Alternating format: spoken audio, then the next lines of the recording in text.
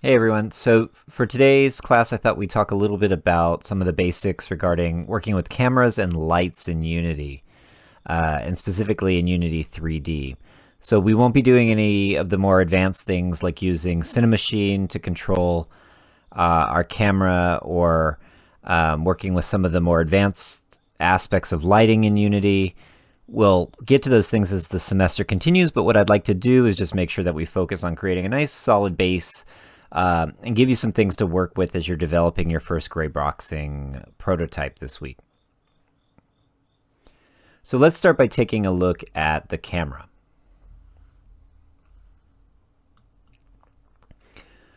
So by default, Unity gives us a camera that's already set up in a perspective type projection. Unity allows us to work really between two different kinds of projection modes. In 3D, we typically work with perspective mode. And in 2D, we often work with orthographic.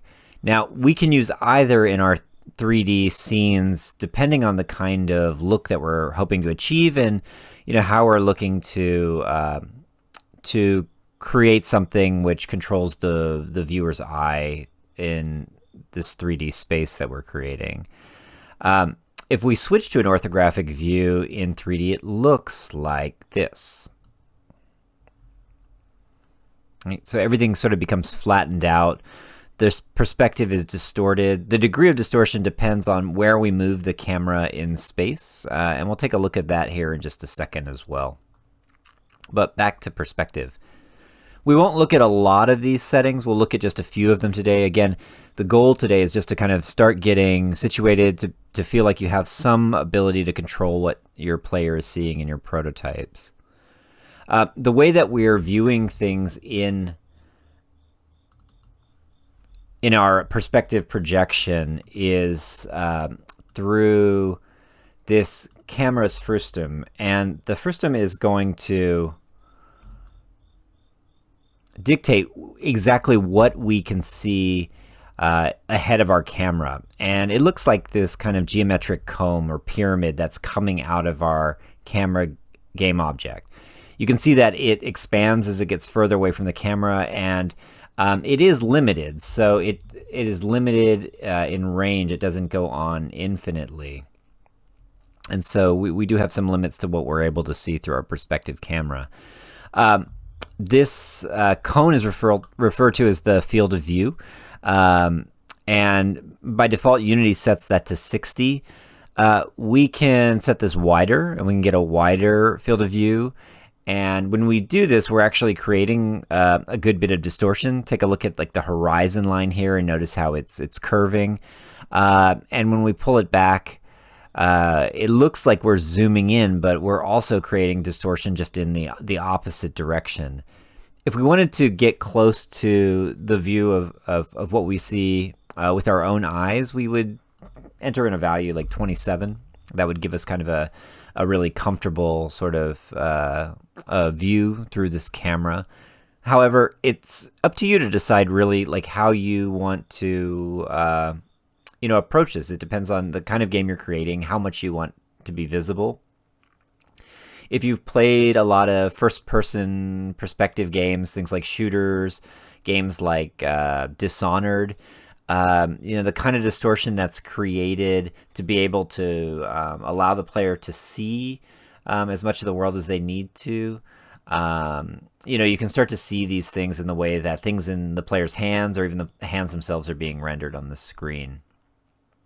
The other thing that's important here with the Frustum is that we can control the limits, both the near limit and the far limit of what our camera is able to see by adjusting the clipping planes. And as we do this, take a look at this space right here, close to our camera.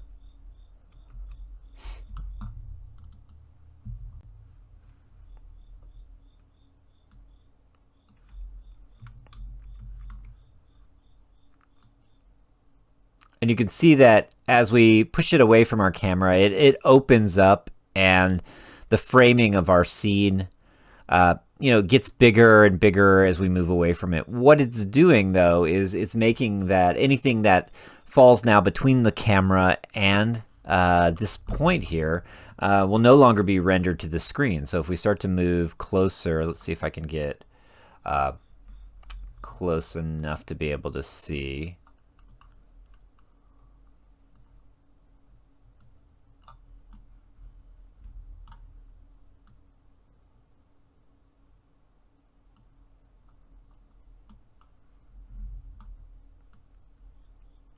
Let me focus in on this one, and then I'll just pull this out just like that.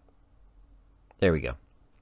So you can see now how this pink cube is now being cut away, and now as I continue to pull this further and further out, even the playing field that I've created is being placed behind that clipping field that I've created. So it's a good idea, you know, to make sure that you've got this set to a very small number, just to make sure that you're able to see as much of the scene as possible.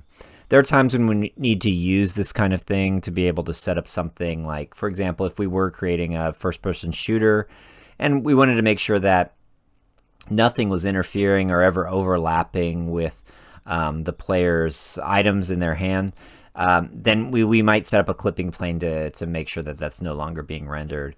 I'm going to pull this away just a little bit.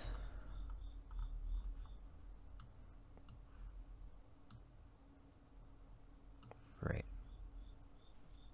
I'm also going to widen this back up here. So we can also adjust the viewport of these cameras. This is helpful if we're looking to do something like create a local multiplayer game where we might have like a split screen view and a couple of cameras in our scene that each one is targeting a different viewport. We can do that here by setting a relative value in terms of width and height, and then an XY position to position it in space. We can also, if we go to our projection here and switch to orthographic, we can change the size of the orthographic view. Instead of being given a field of view like we are with the projection view, with the perspective projection view, we are given instead kind of an infinite box. And as we drag this, we're given a view which looks like it's zooming in and out, but really is just showing us more or less based on how we're framing it here. We also have clipping planes that we're dealing with. We also have viewport recs that we're working with as well to be able to dictate how this is being drawn to the screen. Now, in both of these projections, we're able to also do one other additional helpful thing, which is we can change how the background is rendered in our scene. And this isn't actually going to affect what we see in our scene view, but it will affect what we're seeing here. So what I'm going to do is I'm going to kind of show you something else just to kind of like line things up. Often, you know, we get really particular about the way that we're positioning our camera, and it, as you could see earlier, it's a little tricky. It's tricky to move this around and rotate it.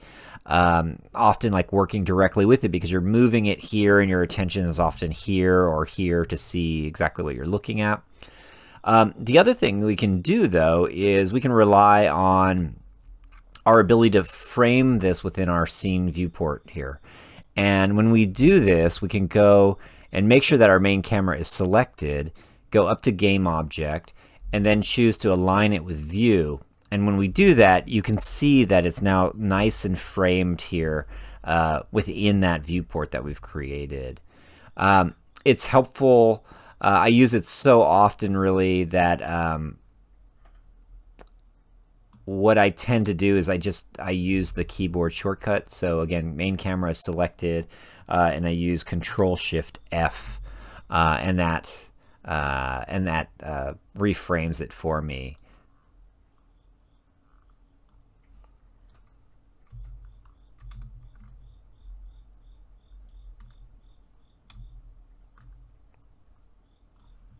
So let me just reframe this here.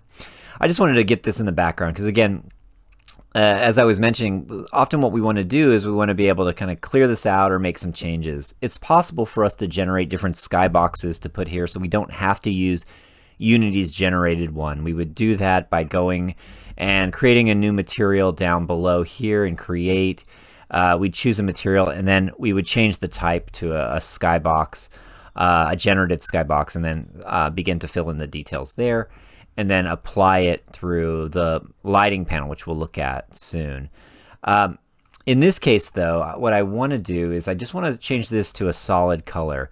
Again, it won't be registered here, but it will be here in our game view. And so to do this, we go to our camera component that's connected to our main camera, and we change the clear flags from skybox to solid color.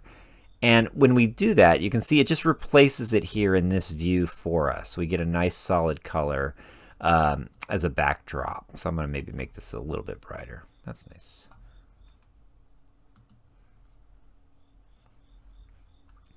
And now I think what I'll do is I'll go ahead and reframe this here.